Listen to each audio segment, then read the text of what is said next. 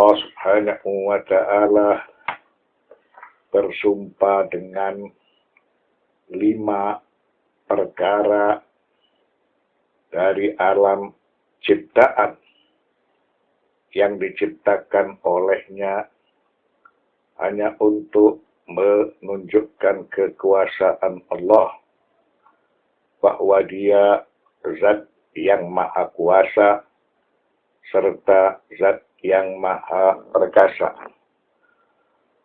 Allah bersumpah, "Wat-turi wa kitabim mastur fi raqqim mansyur wal baitil ma'mur was saqfil marfu' wal bahril masjur."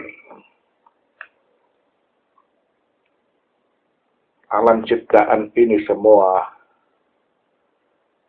oleh Allah Subhanahu wa ta'ala dianggap sesuatu yang besar. Lalu Allah bersumpah atas nama Bukit Tur dan kitab yang ditulis pada lembaran yang terbuka. Allah bersumpah demi Baitul Ma'mur. Baitul Ma'mur yang kita jelaskan memiliki arti Al-Ka'bah. Ka'bah tersebut selalu mendapat kunjungan untuk para jamaah haji melakukan ibadah haji, melakukan ibadah umrah, melakukan tawaf, dan lain-lain. Atau memiliki arti suatu rumah di langit yang letaknya pada langit ke-7. Rumah tersebut setiap saat dimasuki oleh 70.000 para malaikat Allah. Itulah salah satu dari arti wal baitil ma'mur. Dan Allah bersumpah dengan langit yang ditinggikan. Langit diciptakan oleh Allah tanpa disangga oleh tiang-tiang. Serta Allah bersumpah dengan laut yang memiliki air berlimpah, serta yang di dalamnya didapatkan api.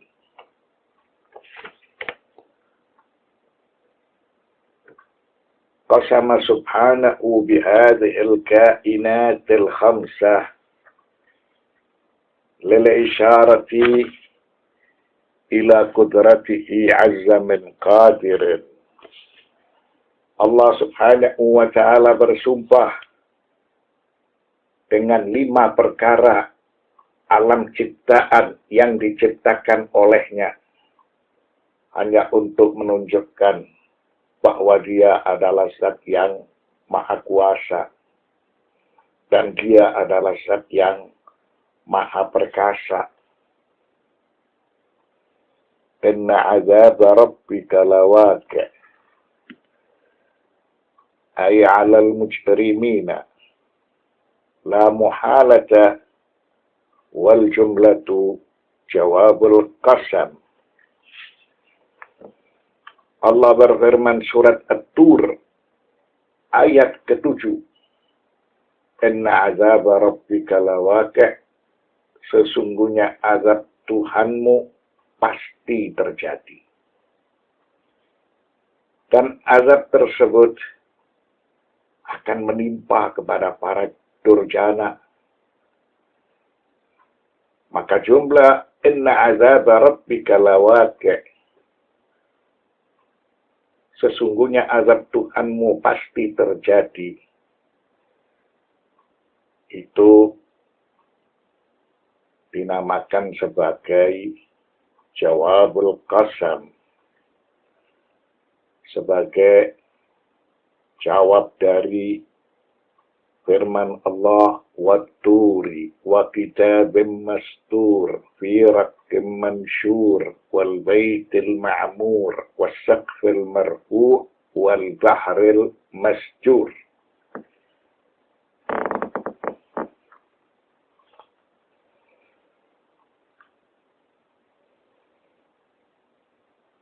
Ma lahu min dafi',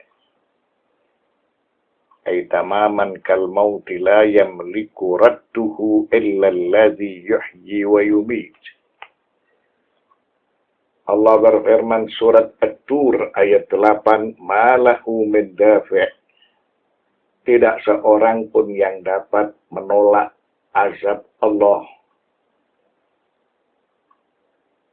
azab siksaan yang akan ditimpakan kepada orang-orang kafir.